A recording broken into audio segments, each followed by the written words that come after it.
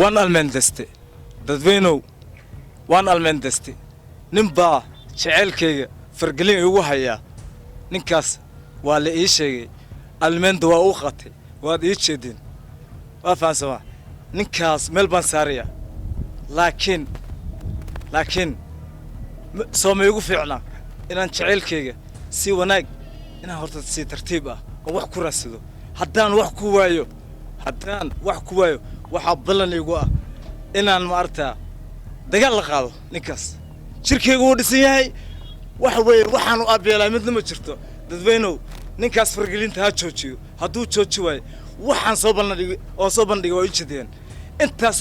wax ka sii daran baa tan caaw ku dhafray jirka waan dhisaya ma garata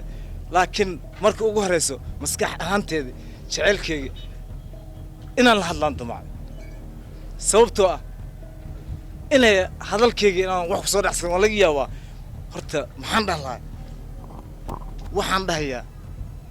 qoorle dheer quraxle lagu soo qabaystay qoor dheeray wala kaama qoorsan qalbigaaga khayr u sheeg baan dhahayaa lacalla hadda ii dhahdo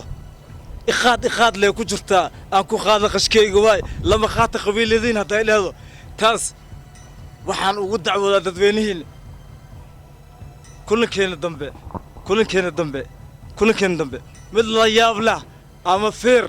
ama wax walba ku dhamaaday naqa doontaa ballan waxa igu ah haddaan xaal wax ku waayo tuugtan wax ku waayo xooggaas ma jeedaan xooggaas wacdal sanaan la soo baxaa xooggaas muruqaas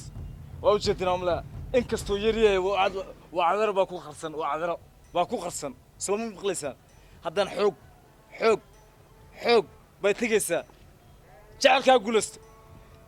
guulaysta dadweynihiina